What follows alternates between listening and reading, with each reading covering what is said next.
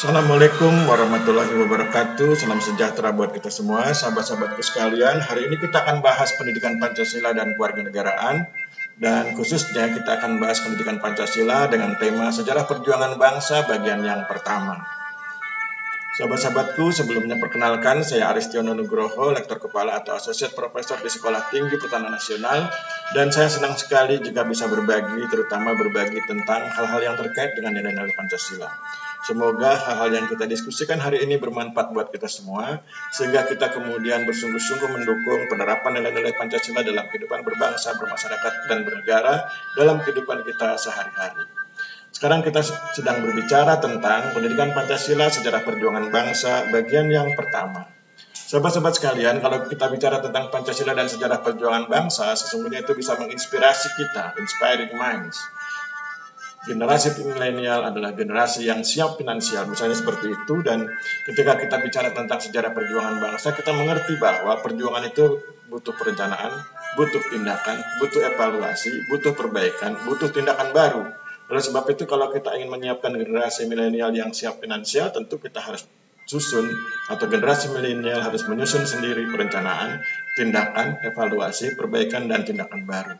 Itulah inspiring minds dari materi sejarah perjuangan bangsa yang akan kita bahas nanti. Jadi, ketika nanti kita selesai membahas tentang sejarah perjuangan bangsa bagian pertama, semoga itu bisa menginspirasi kita bahwa setiap perjuangan membutuhkan perencanaan, tindakan, evaluasi, perbaikan, dan tindakan baru. Sahabat-sahabat sekalian, kalau kita bicara tentang 4 pilar kebangsaan, maka kita sebetulnya sedang bicara tentang kesepakatan kebangsaan. 4 pilar kebangsaan itu terdiri dari Pancasila, Undang-Undang Dasar tahun 1945, NKRI Negara Kesatuan Republik Indonesia, dan yang keempat Bhinneka Tunggal Ika. Sahabat-sahabat sekalian, kita sedang bicara tentang pendidikan Pancasila, sejarah perjuangan bangsa bagian yang pertama. Sekarang kita bicara tentang pengertian Pancasila secara etimologi. Etimologi adalah cabang ilmu linguistik yang mempelajari asal-usul suatu kata. Linguistik adalah ilmu tentang bahasa atau ilmu yang menjadikan bahasa sebagai objek kajiannya. Panca berarti 5, sila berarti dasar, maka Pancasila adalah 5 peraturan dasar bagi tingkah laku yang baik. Sahabat-sahabat sekalian, kalau kemudian kita bicara tentang pengertian Pancasila secara terminologi, maka kita akan mengerti bahwa Pancasila yang sah berlaku di Indonesia adalah Pancasila yang nilai-nilainya secara substantif dimuat dalam pembukaan Undang-Undang Dasar tahun 1945. Apa itu terminologi? Terminologi dalam bahasa Latin disebut terminus atau peristilahan, yaitu ilmu tentang istilah dan penggunaannya yang meliputi pembentukan istilah serta kaitan istilah tersebut dengan suatu budaya. Oleh karena itu, ketika bicara tentang pengertian Pancasila secara terminologi, artinya kita sedang bicara tentang Pancasila yang sah berlaku di Indonesia, yaitu Pancasila yang nilai-nilainya secara substantif dimuat dalam pembukaan Undang-Undang Dasar tahun 1945. Sahabat-sahabat sekalian, kita sedang bicara tentang pendidikan Pancasila, khususnya sejarah perjuangan bangsa bagian yang pertama. Sekarang kita bicara tentang pengertian Pancasila secara histori. Istilah Pancasila pada mulanya diketahui digunakan oleh umat Buddha di India, di mana Pancasila berarti 5 aturan moral yang harus ditaati. Istilah Pancasila digunakan dalam Negara Kertagama tahun 1365, karya Empu Prapanca, di mana Pancasila berarti 5 pantangan. Istilah Pancasila juga digunakan dalam Sutasoma, karya Empu Tantular, di mana Pancasila berarti pelaksanaan kesusilaan. Istilah Pancasila diajukan oleh Soekarno dalam sidang BPUPKI, Badan Penyelidik Usaha Persiapan Kemerdekaan Indonesia pada 1 Juni tahun 1945. Kemudian Pancasila sebagai dasar negara disahkan pada tanggal 18 Agustus tahun 1945 dengan disahkannya Undang-Undang Dasar tahun 1945. Sahabat-sahabat sekalian, bicara tentang sejarah perjuangan bangsa, kita mengerti bahwa Pancasila sudah ada sejak dahulu, di mana ia terdapat dalam nilai-nilai adat istiadat, kebudayaan, dan religiusitas. Nilai-nilai tersebut kemudian diadopsi dan dirumuskan secara formal menjadi Pancasila. Oleh karena itu, Pancasila memiliki kaitan erat dengan sejarah perjuangan bangsa. Kerajaan Kutai telah mempraktekkan nilai-nilai Pancasila dalam tatanan sosialnya, seperti adanya pengelolaan kerakyatan, politik negara, dan hal-hal yang berkaitan dengan ketuhanan. Sahabat-sahabat sekalian, kita sedang bicara tentang pendidikan Pancasila, sejarah perjuangan bangsa, bagian yang pertama. Sekarang mari kita bahas tentang Kerajaan Sriwijaya dan Kerajaan Majapahit.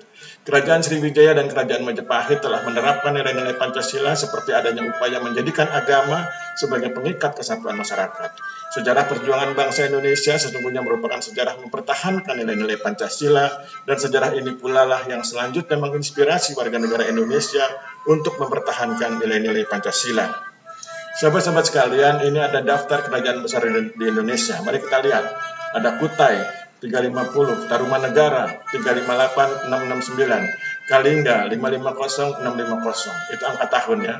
Kemudian Sriwijaya 650 1250, Sailendra 750 850, Medang 752 1006, Kahuripan 1006 1045, Sunda 932 1579, Kediri 1045 1221, Darmasraya 1150 1350, Singasari 1222 1292, Ternate 1257 sampai sekarang, Samudra Pasai 1267 sampai 1521, Majapahit 1293 sampai 1500, Malayapura 1350 sampai 1450, Malaka 1400 sampai 1511, Demak 1475 sampai 1548, Aceh 1496 sampai 1903, Indrapura 1500 sampai 1792, Pagaruyung 1500 sampai 1825, Kalimantan 1527 sampai 1599, Banten 1527 sampai 1813, Cirebon 1552 sampai 1677, Mataram 1588 sampai 1681, Larantuka 1600 sampai 1904, Siak 1723 sampai 1945, dan masih banyak lagi yang lain kerajaan besar di Indonesia yang belum tercatat di dalam daftar ini. Sahabat-sahabat sekalian, kita bicara tentang pendidikan Pancasila, sejarah perjuangan bangsa.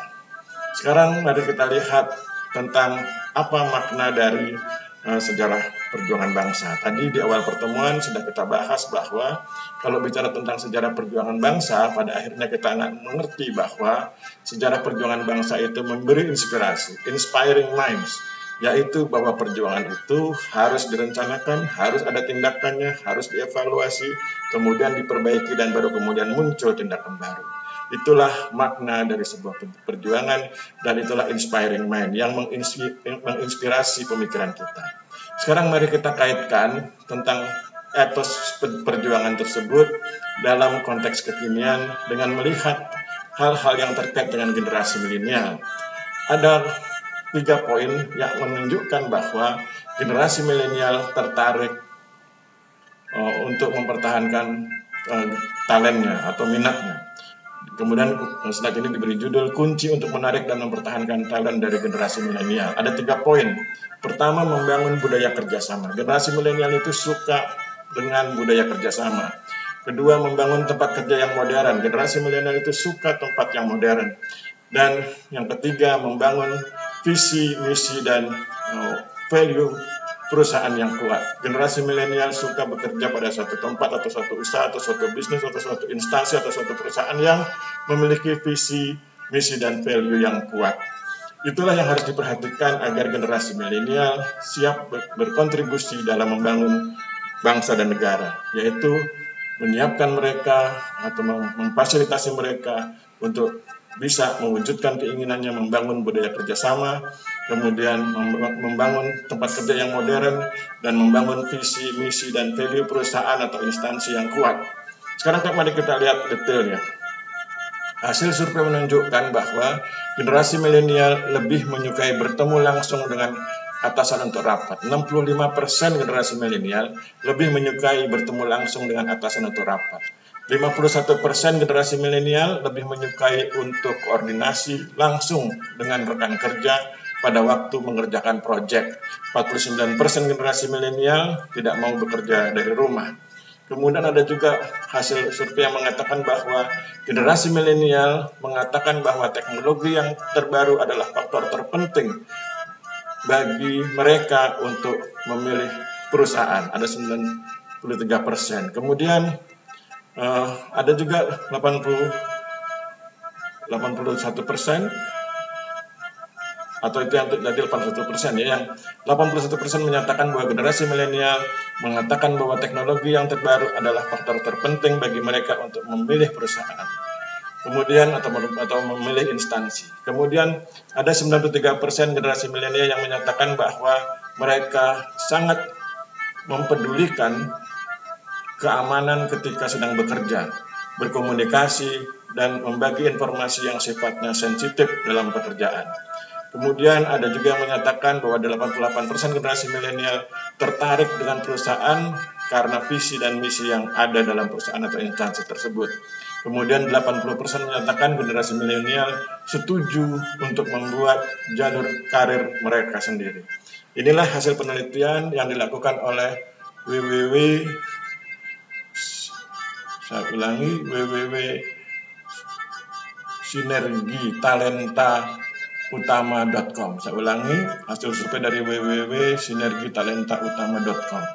Sahabat-sahabat sekalian, mari kita lihat slide berikut. Ini slide yang penutup. If you can dream it, you can do it. Jadi kalau misalnya generasi milenial atau Anda semua bisa memimpikannya, maka Anda tentu bisa melakukannya. If you can dream it, you can do it. Sampai demikian kita akhiri pertemuan kita. Mohon maaf bila terjadi kesalahan. Wabillahi taufik wal hidayah. Wassalamualaikum warahmatullahi wabarakatuh.